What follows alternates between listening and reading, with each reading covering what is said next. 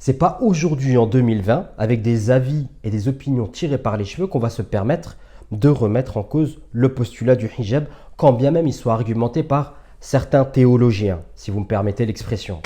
Qu'un jour j'étais dehors et que j'ai vu le vaisseau USS Enterprise de Star Trek qui est apparu dans le ciel.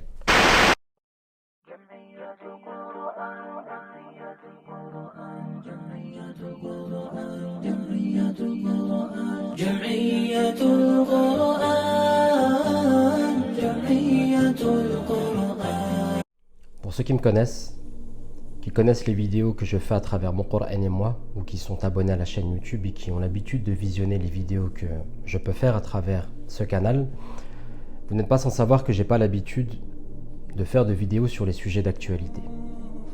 Et ce pour plusieurs raisons. La première des raisons, c'est tout simplement parce que la vocation qu'il y a derrière Mon Coran et moi aspire à une vision qui est bien définie.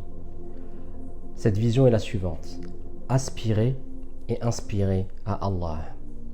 De ce fait, j'ai pas pour habitude de commenter l'actualité, parce que ça ne rentre pas dans cette vision tout simplement, quand bien même le sujet d'actualité nous concerne de près ou concerne les pratiques de notre religion. La question qu'on peut se poser donc après avoir dit ça, c'est pourquoi est-ce que je le fais cette fois-ci? Je le fais cette fois-ci concernant cette question du hijab depuis quelques semaines, tout simplement parce que cette vidéo fait écho au travail qu'a pu faire mon frère Abdelkarim de Vivre le Coran ces dernières semaines, et notamment à travers 2 vidéos.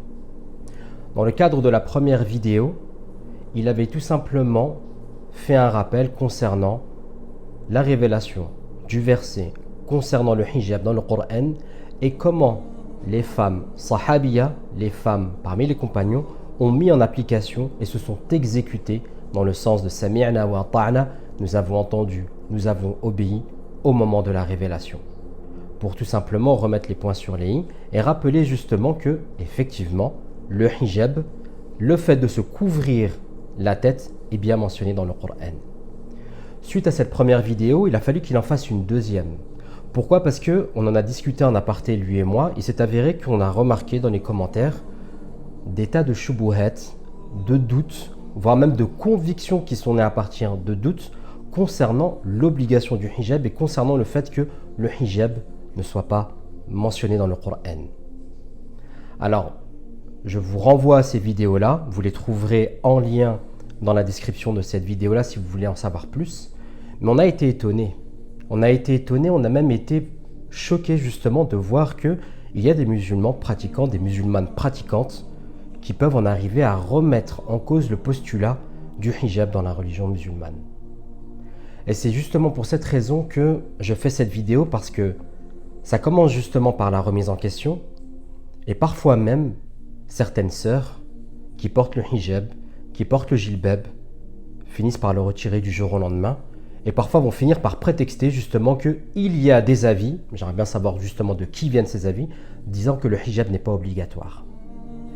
On va revenir un tant soit peu juste sur la révélation du Coran. Dans la définition de ce qu'est le Coran, il est dit qu'il a été transmis par la voie du tawatur, mutawatiran. C'est-à-dire en fait que tout simplement, à chaque maillon de la chaîne de transmission, il y a eu un nombre important de personnes, tellement important qu'il est impossible qu'il puisse s'être entendu sur un mensonge. Je vais vous donner un exemple, je vais grossir le portrait juste pour que vous puissiez comprendre cette notion bien particulière du tawatur. C'est comme si par exemple, moi dans ma petite ville de province à Épinal, je disais par exemple qu'un jour j'étais dehors et que j'ai vu le vaisseau USS Enterprise de Star Trek qui est apparu dans le ciel. Si je venais justement avec une telle chose, personne ne me croirait parce que je suis seul à l'avoir transmise, quand bien même je la transmette à mon fils, qui la transmet à son fils, qui la transmet à son fils. On peut avoir des doutes, et de gros doutes même. Mais imaginons en fait que le vaisseau de l'USS Enterprise soit apparu dans le ciel de ma ville, que tous les habitants de l'agglomération, donc à peu près 60 000 personnes, attestent justement de l'avoir vu parce que ça s'est passé en plein après-midi, un jour bien ensoleillé, en plein mois de juin, vers 17h, il n'y a aucun doute là-dessus, puis que ces 60 000 personnes l'ont transmis à d'autres personnes, qui l'ont transmis à d'autres personnes, qui l'ont transmis à d'autres personnes. Donc déjà à la base, 60 000 personnes, impossible de générer un tel nombre pour s'entretenir sur un mensonge. D'accord? Donc c'est ça. Donc le Coran nous a été révélé de cette manière-là, sur le plan scripturaire et également sur le plan oral, écrit et oral. Mais il nous a également été transmis sur le plan de la pratique. C'est-à-dire que pendant des siècles, pendant plus de 15 siècles, il y a eu des musulmanes qui se sont empressés de mettre le hijab au fur et à mesure. Il y aura toujours des musulmanes qui mettront le hijab parce que le hijab est une obligation. Et ceci ne peut pas changer.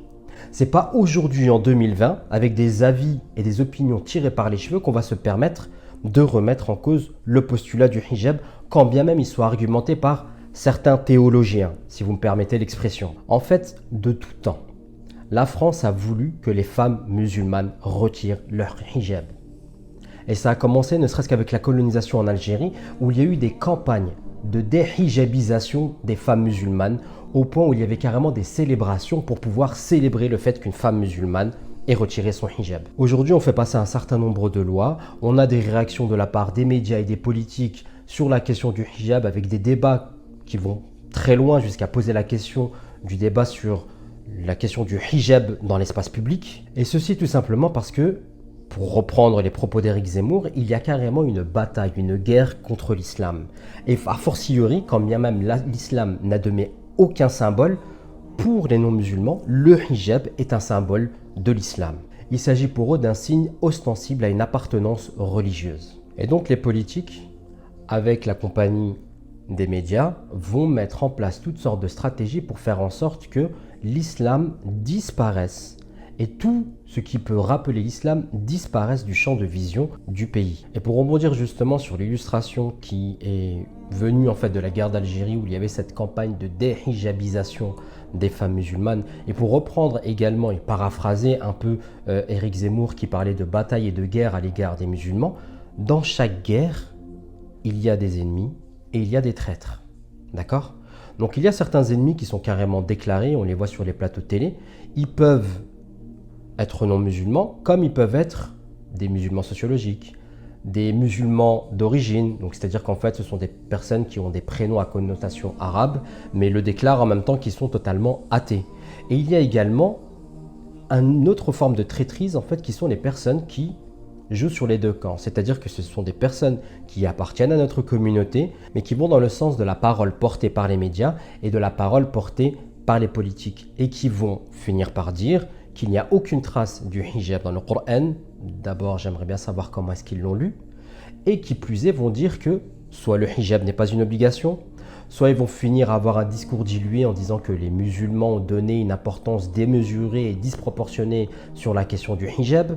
Bref, ces traîtres-là, ils ont tout simplement voulu conserver leur titre de noblesse à l'égard de la communauté, mais comme ce sont des traîtres, ils ont également cherché de la part des médias et de la part des politiques leur part du butin, leur intérêt personnel, et donc a fortiori, on va dénaturer le message originel. La seule chose que j'aurais à dire à toutes ces personnes qui justement disent d'une, que le hijab ou que le voile, que le fait de se couvrir la tête n'est pas mentionné dans le Coran, de, comme on dit dans le monde anglo-saxon, think out of the box, c'est-à-dire de penser en dehors de la boîte, d'avoir une vision beaucoup plus large, de ne pas se laisser berner tout simplement par la parole qui nous est donnée en face et d'essayer tout d'abord d'aller faire ses propres recherches. Et la deuxième des choses concernant les pseudo-avis disant que le hijab n'est pas une obligation, je vous conseillerais tout simplement de élargir votre champ de vision et de voir véritablement quels sont tous les avis, quels sont tous les arguments, quelles sont toutes les preuves justement prouvant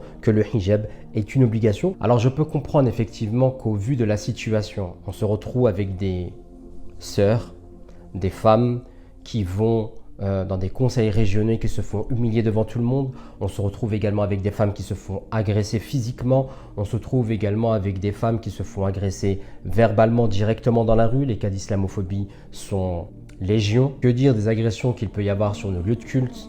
Au mois de juin, on se retrouve avec un imam qui s'est fait tirer dessus en face de sa mosquée. Il y a quelques jours, on vient de se retrouver avec une mosquée qui s'est fait attaquer par un ex-élu du Front National. Et de ce fait, dans la crainte, certaines sœurs vont vouloir se protéger en cherchant la protection, en retirant leur hijab, ce qui n'est absolument pas la solution demandé. D'ailleurs, je reviendrai là-dessus sur une vidéo ultérieure où on parlera justement de l'épreuve que nous sommes en train de vivre actuellement. Donc si ce n'est pas déjà fait, abonnez-vous à notre chaîne. Mais là où je veux en venir, c'est que véritablement la femme musulmane est aujourd'hui fragilisée dans la société française. Ça, c'est un fait. Et de ce fait, tant elle est fragilisée, elle peut être également fragilisée psychologiquement et spirituellement, et à vouloir trouver tout simplement des arguments qui vont en sa faveur et qui vont dans le sens de j'ai besoin de retirer le hijab, je vais essayer de chercher et de trouver les preuves me permettant de le retirer. Alors qu'en réalité, le hijab fait partie de l'identité de la musulmane. On ne dit pas qu'une femme n'est pas musulmane si elle ne porte pas le hijab.